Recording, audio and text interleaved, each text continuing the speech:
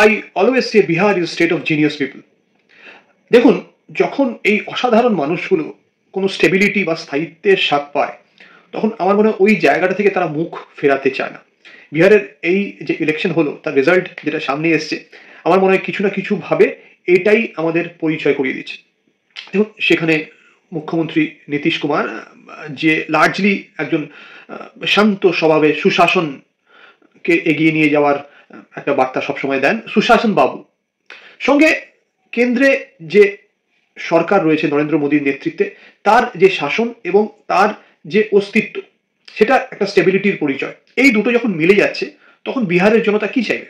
Obviously এই স্টেবিলিটিটাই চাইবে, এবং এটাই কিন্তু ভোটের ফলাফলের মধ্যে রিফ্লেক্ট করছে। মনে রাখবেন একটা কথা, একটা সময় ছিল 90-এর দশক, যেই সময়টা কিন্তু বিহারের সম্পর্কে ভালো কিছু সামনে বেরিয়ে আসতো না, এবং অন্যান্য রাজ্যে এবং কলকাতাতেও আমরা যখন বলতাম কিরে এটা কি হচ্ছে, কি বিহার নাকি, তুই বিহার পেয়েছিস, সেটা এই ধরনের কথাবার্তা কিন্তু আসতো, যেটা কিন্তু একটা রাজ্যের অস্মিতার পক্ষে, একটা রাজ্যের সম্মানের পক্ষে খুব হানিকারক ছিল। এখন শোনা যায় না, এখন উল্টোটা শোনা যায়। অনেক যারা এর পরবর্তীকালে বিহারের শাসনে এসছেন, সকলের কিছু না কিছু অল্প অল্প করে কৃতিত্ব রয়েছে, কিন্তু ওই যে বললাম স্টেবিলিটি, এই স্টেবিলিটিটা কিন্তু আসল, যেটা কিন্তু নীতিশ কুমারের জেডিইউ প্লাস কেন্দ্রের এনডিএ মিলে যেটা এতদিন দিতে পেরেছে, সেইখানেই কিন্তু বিহারের জনতা ছাপ মেরেছে। ও ছাপ নয়, ইভিএম।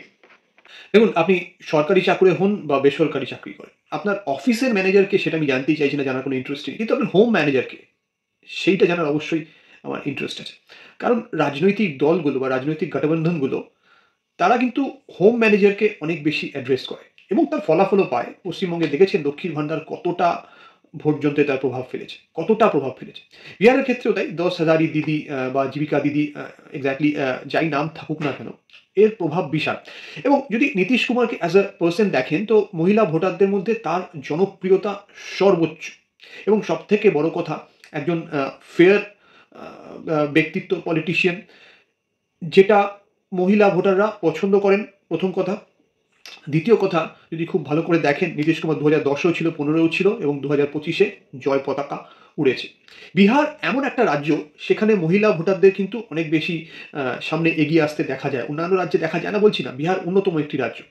এখানে এরকম দেখা যায় যে মহিলা ভোটারদের সংখ্যা বেশি পুরুষ ভোটারদের তুলনায়। এর একটা কারণ থাকতে পারে, অনেকে যেটা আলোচনা করছে সেটা হচ্ছে যে এখানে মাইগ্রেন্ট লেবার যারা আছে, অনেক সময় ঠিক সময় ভোট দিয়ে তারা ফিরতে পারে না, কিন্তু মহিলারা তো ওই যে বললাম হোম ম্যানেজার, তারা তো বাড়িতেই থাকেন, সুতরাং তাদের ভোটটা অত্যন্ত গুরুত্বপূর্ণ হয়ে যায়।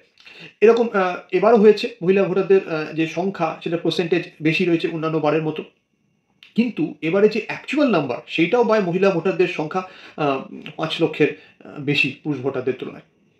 মহিলারা ঢেলে ভোট দিয়েছে নীতিশ কুমারকে, এটার কোনো কথা হবে না। এটার কোনো এটার পিছনে যুক্তি যদি খুঁজতে যান, দু একটা যুক্তি হয়তো পাবেন, কিন্তু আমার মনে হয় যে দীর্ঘদিনে নীতিশ কুমারের যে ট্র্যাক রেকর্ড আছে, তার যে ব্যক্তিত্ব, সেটা মহিলাদের মধ্যে জনপ্রিয়তা পেয়েছে। এবং সবথেকে ইন্টারেস্টিং বিষয় এটা, বিহারে তো কাস্ট ভোটিং হয়, আপনারা জানেন কাস্ট ভোটিংয়ের বিভিন্ন প্রভাব থাকে। অ্যাক্রস দ্য কাস্ট লাইন মহিলারা কিন্তু দেখা গিয়েছে এবারে নীতিশ কুমারকে ভোট দিয়েছে। সুতরাং আবার বললাম, হোম ম্যানেজারদের জয় জয়কার, সেটা কিন্তু ভোটের মেশিনে এবং বিহারের বিধানসভাতেও দেখা যাবে এবার। এনডিএ এবং জেডিইউর ওপরে যে বিশ্বাসযোগ্যতা, এইটা কিন্তু ওই ট্রাস্ট ফ্যাক্টরটা কিন্তু কাজ করেছে। এর মাঝখানে কোনো কোয়েশ্চেন মার্ক ছিল না, ভোটের আগেও আছি, ভোটের পরেও থাকবো, যেটা কিনা মহাগঠবন্ধনের ক্ষেত্রে, তেজস্বীর ক্ষেত্রে এটা কিন্তু অনেকটা তাকে একটা নেগেটিভ এফেক্ট দিয়েছে। এবং এখানে বুঝতে হবে যে যাদব ভোট আর মুসলিম ভোট, অবভিয়াসলি তেজস্বীর একটা স্ট্রং পয়েন্ট ছিল, এটা ওর দিকেই গেছে বলে মনে হচ্ছে, অ্যানালিসিস আরও বেরোবে, বোঝা যাবে। কিন্তু এইটা বাদ দিয়ে যে ভোটগুলো থাকে, উচ্চবর্গ বলুন, নিম্নবর্গ বলুন, একটা ছাতার তলায় আসতে পেরেছে, এটা কিন্তু নীতিশ কুমার এবং এনডিএ এর মধ্যে একটা দারুণ প্রভাব ফেলেছে। এবং খুব ইন্টারেস্টিং, যদি দেখেন যে মহাগঠবন্ধন 37 তো 38% ছিল, এটা কিন্তু সেম রয়েছে, এটা কিন্তু খুব একটা অল্প কিছু বাড়ে কমে নেই। কিন্তু এনডিএ ফ্রম 37% থেকে 48% হয়ে গেল। এটা কি করে হলো? ওই যে বললাম, যাদব এবং মুসলিম ভোট হয়তো ইন্ট্যাক্ট রয়েছে তেজস্বীর পক্ষে, বাকি ভোটটা কনসলিডেট হয়েছে। এটা এবারের বিহার ইলেকশনে কিন্তু অত্যন্ত বড় একটা স্ট্যাটিস্টিক্স, শুধু এবারের জন্য নয়, আগামী যে ভোটগুলো হবে সেগুলোর জন্য একটা বড় শিক্ষণীয় বিষয় হয়ে থাকবে। দেখুন, একটা কথা আমি মাঝে মাঝে বলি, আপনারা হয়তো আমার আগের ভিডিওসগুলোতে কখনো শুনে থাকতে পারেন, from Pennsylvania to Patna, from California to Kolkata, if you want win a election, যদি আপনি ভোট জিততে চান, ভালোভাবে জিততে চান, তাহলে আপনাকে একটা ন্যারেটিভ বিল্ড আপ করতে হবে। একটা স্ট্রং ন্যারেটিভ আপনার চাই, পলিটিক্যাল ন্যারেটিভ, যেটা দেখে পাবলিক আপনাকে ভোট দেবে। হ্যাঁ, কি বলবেন বাংলাতে, একটা শক্ত প্রচার বলা যেতে পারে, সেন্সটা বলার চেষ্টা করলাম। এই বিহারের ইলেকশনে এনডিএ প্লাস জেডিইউ জোটের প্রচারটা কি ছিল, যে আমরা বিকাশ নিয়ে এসেছি, আমরা পলিটিক্যাল স্টেবিলিটি নিয়ে এসেছি, আমরা মহিলাদের জন্য টাকা দিচ্ছি, আমরা এল্ডারলি পেনশন নিয়ে এসেছি, আমরা ইয়াং ছেলে মেয়েদের পড়াশোনা করার জন্য মোটিভেট করছি, তারা দেশে এগিয়ে যাচ্ছে, উন্নতি করছে। সুতরাং এটা হচ্ছে স্টেবিলিটি। আপনি আমাদের ভরসা অলরেডি করে আসছেন, করতে পারেন আগামী দিনেও, এবং আপনারা সে ফল পাচ্ছেন। কিন্তু যদি উল্টো দিকে মহাগঠবন্ধন চলে আসে, তাহলে কি হবে? Total lawlessness. এবং তাদের হিস্ট্রিটা দেখুন, সেই 90-এর দশকে বিহারে কি হতো, এবং সেই জঙ্গল রাজের স্মৃতিগুলোকে ফিরিয়ে দেওয়া। এই যে ন্যারেটিভটা বিল্ড আপ করা হলো এবং এটা সমান তালে চালানো হলো, এর জবাব তেজস্বীর কাছে ছিল না। তেজস্বী এটা কাউন্টার করার চেষ্টা করেছে, পাল্টা ন্যারেটিভ দিতে পারেনি। হ্যাঁ, তার যে চাকরি দেওয়ার যে বিষয়টা, সেটা কিন্তু মানুষ নেয়নি। এই জায়গাটা একটা ডিফারেন্স হয়ে গেছে। এখানে একটা বিষয় বলে রাখা ভালো। দেখুন, আজকাল সোশ্যাল মিডিয়ার যুগ। এই মুহূর্তে আপনি আমাকে সোশ্যাল মিডিয়াতে দেখছেন, সারা ভারতবর্ষ সোশ্যাল মিডিয়া একটা ব্যাপক ভাবে এগিয়ে চলেছে।